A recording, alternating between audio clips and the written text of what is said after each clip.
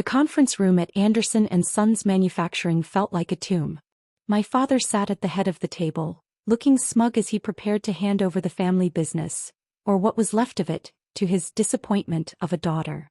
"Well, Emma," he said, shuffling the papers with exaggerated ceremony, "as discussed, your sister Katherine will inherit the house, the vacation properties and the investment portfolio. You get."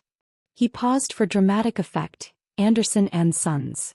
My mother sat beside him, lips pursed in that familiar expression of disapproval she'd perfected over the years.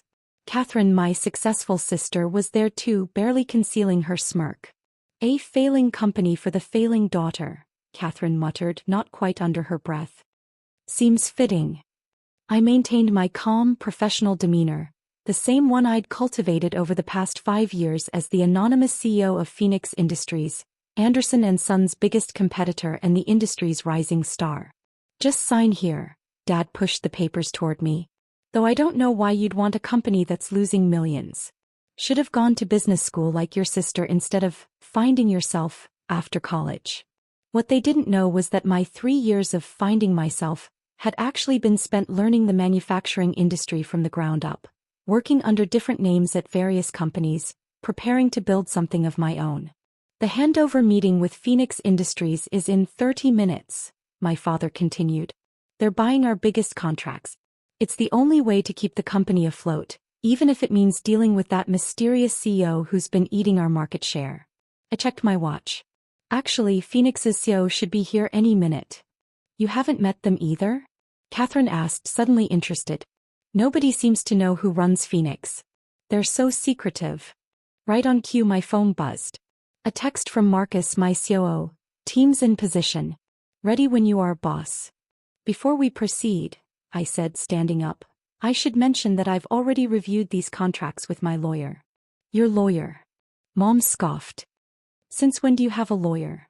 The conference room door opened and my executive team filed in, all 5 of them, dressed impeccably in designer suits.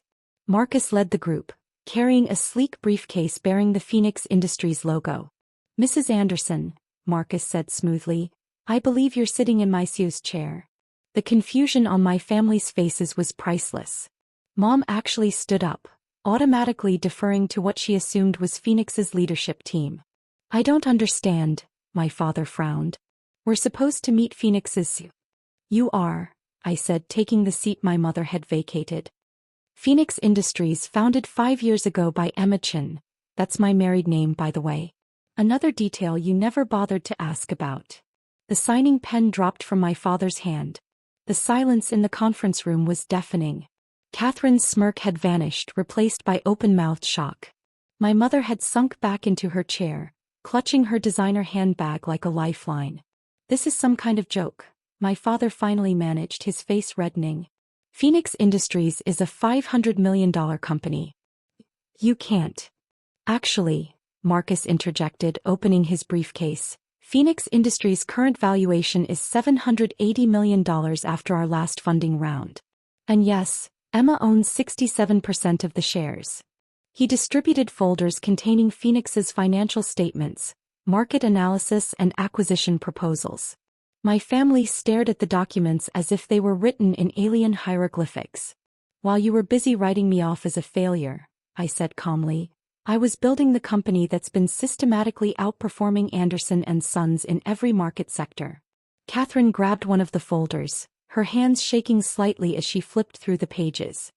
"The Morrison contract, the Johnson deal, the Asian expansion, that was all you." "Every single one," I confirmed.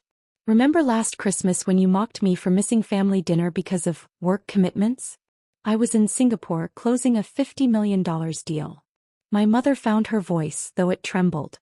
But you live in that tiny apartment. You drive a used car?" "Because unlike some people, I don't measure success by appearances," I replied. "I invest in my company, my employees, and our growth." Marcus pulled out another set of documents, the real reason for this meeting. "These are our terms for acquiring Anderson and Sons Manufacturing." My father's face went from red to purple. "Acquiring? We're just here to sell some contracts." "Dad," I leaned forward, "Anderson and Sons is hemorrhaging money. Your market share has dropped 60% in 5 years. The only contracts keeping you afloat are the ones I deliberately left alone, until now. You did this on purpose? Katherine whispered. You destroyed our family's company? No, I corrected her. I built a better company.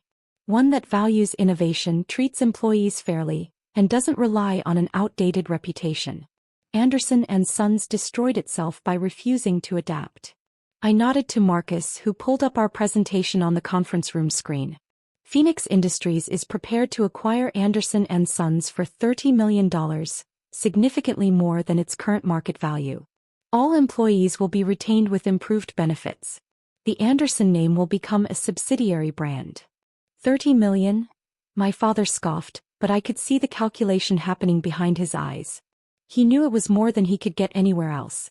The alternative, I continued, is watching Anderson and Sons continue its decline while Phoenix expands into your remaining market sectors. Your choice. My phone buzzed, a text from David, my husband. How's it going? Need backup. I smiled slightly, typing back. All under control. See you at dinner. Katherine was still processing the revelation. All those times you came to family events in department store clothes, listening to us brag about our achievements. I was gathering market intelligence, I finished for her. Amazing what people will say around someone they think is a failure. My mother suddenly straightened, her social conditioning kicking in. Well, darling, we always knew you had potential. And now you're so successful. Don't, I cut her off. Don't pretend you believed in me all along. We all know that's not true. The next few moments would change everything.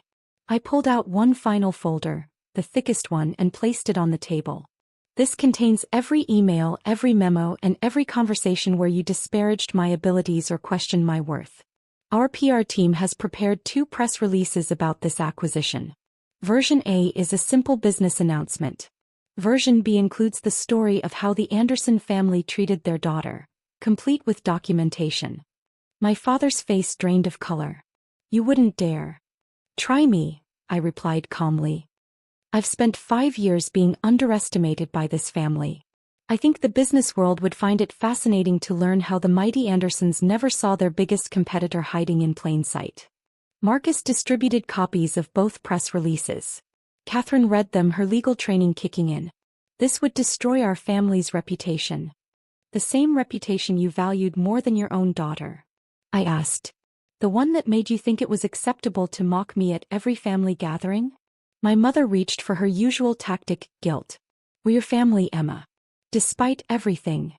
Family. I laughed, but there was no humor in it. Let me tell you about family. David, my husband, whom none of you bothered to meet, believed in me when I had nothing but an idea. My executive team, who you just met, they're more family to me than you've been in the past decade. I opened my laptop, displaying Phoenix's organizational chart. See these names? Sarah in R&D, Mike in operations, Tom in sales. They're all former Anderson and Sons employees who left because you refused to recognize their talent. They're now executives at Phoenix with equity stakes in the company. You poached our employees? My father growled. No, Dad. I gave opportunities to people you undervalued, just like you undervalued me. Katherine, ever the pragmatist, was reviewing the acquisition terms. These are actually quite generous, she admitted reluctantly. Of course they are, I said. Despite everything, I'm not cruel. I'm offering fair value for the company, job security for the employees, and a chance for the Anderson name to survive as part of something successful. My phone buzzed again, this time with an alert from our trading department. Anderson and Sons stock had started dropping as rumors of the acquisition spread. You have 30 minutes to decide, I announced, standing up. My team will wait here. I have a lunch meeting with the governor about Phoenix's new tech training initiative. The governor? My mother gasped. Since when do you? Since I became one of the state's largest employers, I cut her off. Amazing what building a $780 million company will do for your social connections. As I gathered my things, Katherine spoke up. The inheritance papers. You never signed them. I don't need them, I replied. Keep Anderson and Sons. Keep the houses and the investments. I built something better. I walked to the door but paused before leaving. Oh, and Mom? Tiny apartment you mocked? It's actually the penthouse of the building I own. The used car is a custom Tesla with a waiting list of 2 years. I just never felt the need to show off. The next few hours were a blur of activity. My parents, realizing they had no choice, signed the acquisition papers. Katherine, the star lawyer, couldn't find a single loophole to exploit. By evening, Phoenix Industries' acquisition of Anderson and Sons was official. I chose press release A, the simple business announcement. Not out of kindness but because success was revenge enough. That night, at home with David, I finally allowed myself to process everything. "How does it feel?" he asked, pouring us both a glass of champagne. "Honestly, not as satisfying as I thought it would be," I admitted. "I spent years planning this moment, but now you realize you outgrew their approval a long time ago," he finished. "Exactly." I smiled, looking out over the city from our penthouse. Phoenix is expanding into Europe next month. We're launching our tech education foundation. We're changing lives. That means more than any revenge. My phone buzzed one last time, a text from Katherine. "I never knew. I'm sorry." I left it unanswered. Some bridges, once burned, aren't worth rebuilding. The next morning, I walked into Phoenix's headquarters, greeted by the team that had become my real family. On every screen, news headlines announced the acquisition. Analysts praised the strategic brilliance of Phoenix Industries' mysterious CEO. Marcus met me at my office. "The Anderson and Sons transition team is ready. What's our first move?" I smiled, pulling up our strategic plan. "Let's show them how a failing daughter runs a company. Because sometimes the best revenge isn't in the big reveal or the dramatic takedown. It's in building something so successful that those who doubted you become nothing more than a footnote in your story."